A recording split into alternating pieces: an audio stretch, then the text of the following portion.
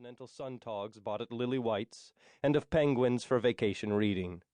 The sun beat upon us, and the wind.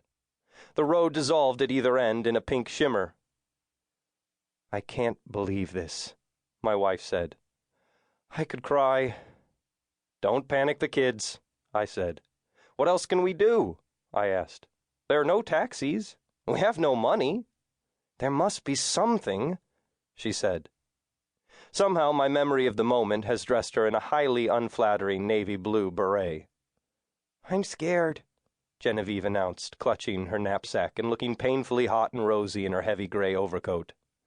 "Baby," sneered her big sister, who attracted stares from native men everywhere and was feeling a certain power. "The bus will come," Daddy promised, looking over their heads to the vanishing point where the road merged in the pink confusion of the new buildings the king was very slowly erecting.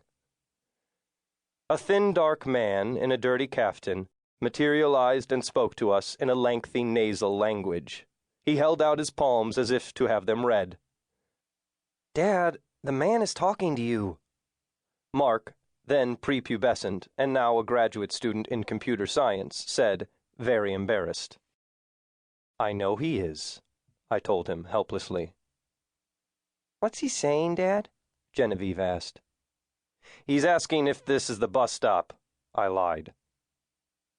The man, continuing to speak, came closer, confiding a breath rich in Muslim essences, native spices, tooth decay, pious fasting with its parched membranes. His remarks grew more rapid and urgent, but a light was dying in his bloodshot eyes. "Tell him to go away." This suggestion came from Caleb, our silent, stoic, sensible child, now a college junior majoring in zoology.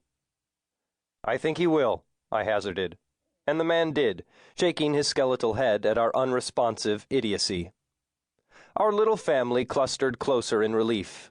Sand blew into our shoes, and the semicircular halls of the abandoned hotel, our only home in this foreign land, howled at our backs like some deep-voiced, clumsy musical instrument. The bus! The bus to Tangier! We waved, how we waved, and with an incredulous toot the bus stopped. It was the green of tired grass, and chickens and slatted coops were tied to the top, along with rolled-up rugs.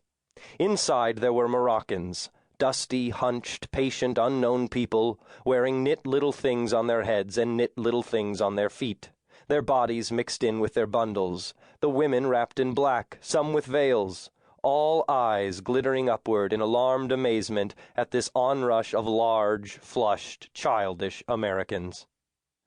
The fare, a few dirhams, was taken non-committally by a driver, who had a Nasser-esque mustache and a jaw to match. There was room at the back of the bus.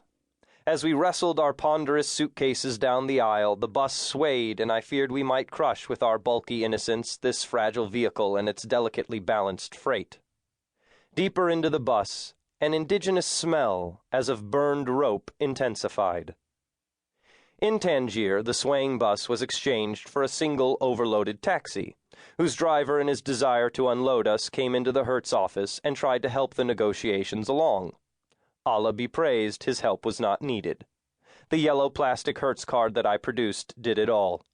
Had I been able to produce also the pale green of an American Express card, our suspenseful career down the coast, from Tangier to Rabat to Casablanca, and then through the narrower streets of El Jadida and Essaouira and Tafraou, would have been greatly eased. For at each hotel it was necessary to beg the clerk to accept a personal check on a London bank, and none but the most expensive hotels would risk it. Hence the odd intervals of luxury that punctuated our penurious flight from the Mediterranean winds. The avenues of Rabat as we drove into the city were festooned in red. Any thought that we were being welcomed with red banners gave way when we saw hammers and sickles and posters of Lenin. A Soviet high-level delegation, which included Kosygin and Podgorny, was being received by the open-minded king, we discovered at the Rabat Hilton. The hotel was booked so solid with communists that it could not shelter even the most needy children of free enterprise. But a hotel less in demand by the Soviets took us in, and at dinner, starved, we were sat down in a ring on piled carpets, around what in memory seemed